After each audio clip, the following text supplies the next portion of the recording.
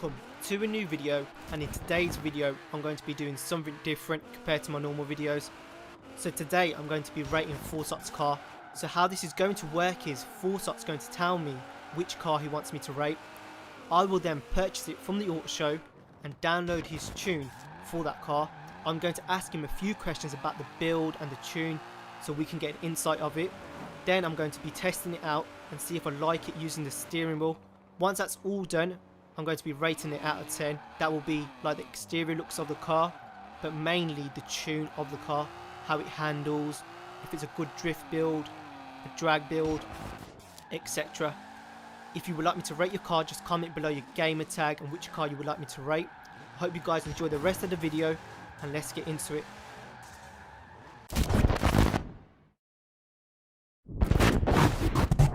What's happening, Forza? Just chilling, man. What's good? I'm good too. Obviously in today's video is about me rating your car. What car have you got today then?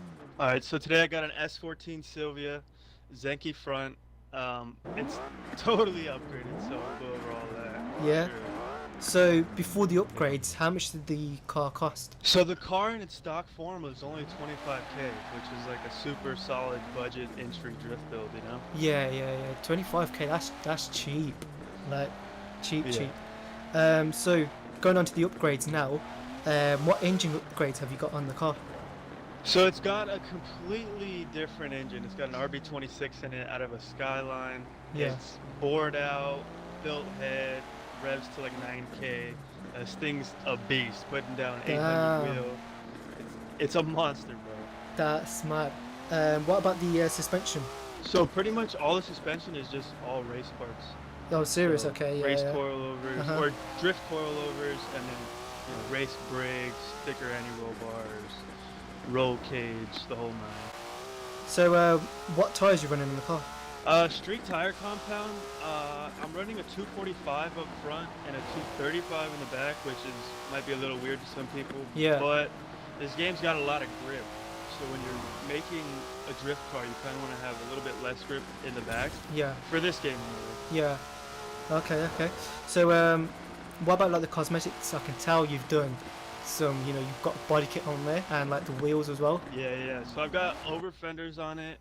Got a little arrow, and I got some Volk T37s. Super good setup. Looks flush. Looks sick, man. So how much did the upgrades cost in total?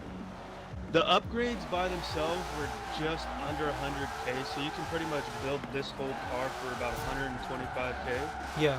Super solid. That's good, man. Definitely a budget build. Oh yeah. Especially like in Horizon 4 where, difficult, or it can be like sometimes kind of not, I wouldn't say boring, but tiring to have to do all these races to earn credits. But that's definitely a budget build there. So I'm going to be testing the car on some drift sections. Yeah. Quickly run us through like the tune of the car. Alright, so for the tune on the tire pressure, I went a little bit higher in the rear just so I could have less grip. Like I was saying, you don't want to have too much grip in the back on these cars. Or in this game, really. And then for the gearing, all I did was make sure my fourth gear was a 1-to-1 ratio, and then my final drive is a 410 rear end gear, and then I kind of just evened all my gears out around that 1-to-1 ratio in fourth gear. My alignment, my camber, I left alone, so you got -5 up front, -1.5 in the rear.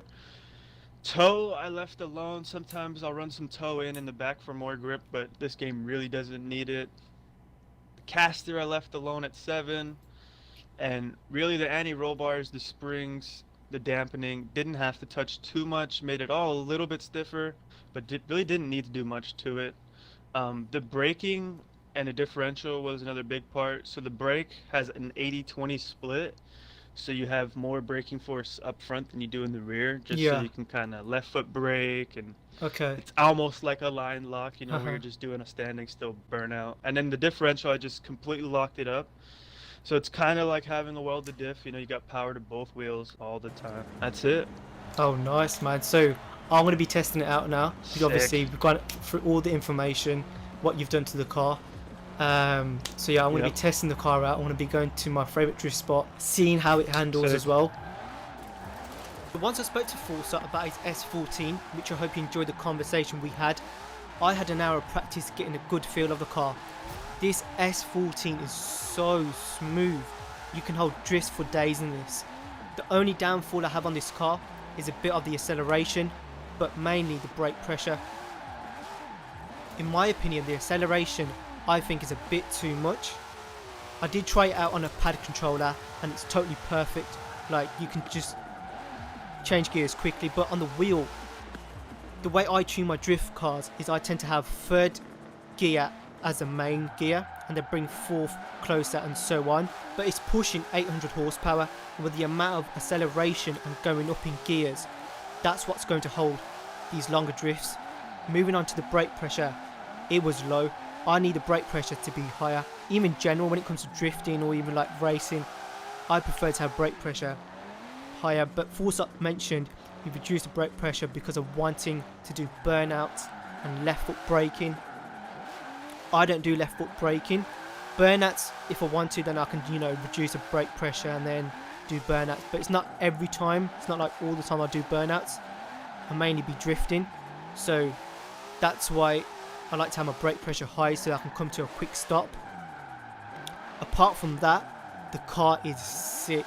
On off camera, I've been enjoying it. I even went to Fortune Island. I've been having so much fun drifting this car. So Forza''s done a good job on the tune. So how I'm going to rate this, I'm going to score it into two parts and then add them both together, which will give it an overall score. So the first part will be the exterior looks of the car. So he's added the over fenders on, which makes the car look sick and allows for more tyre. I really like the 18-inch T37 carbon fibre polished wheels. It just sets it all off. I'm going to give the exterior looks a 4 out of 5. And now onto the tune, which is the most important part of this video. The tune is sick. It can hold drifts for days. I highly recommend you guys to test it out and see what you think of it. I'm going to score the tune 4 out of 5. If the brake pressure was higher, then I would give it a 5 out of 5, without no doubt. So overall, we've got 4 out of 5 for the exterior looks and 4 out of 5 for the tune. That's a total score of 8 out of 10. So yeah, if you would like to try out Forza's S14 build, you can download it off the storefront. Make sure to check out his channel, which I'll leave in the description box, where he's also got a video out drifting this S14. I hope you enjoyed this new type of video on the channel. If you did, smash that like button, and if you would like me to rate your car, just comment below your gamer tag in which car you would like me to rate. I'm going to stop talking and leave you with some more gameplay, and thank you for watching.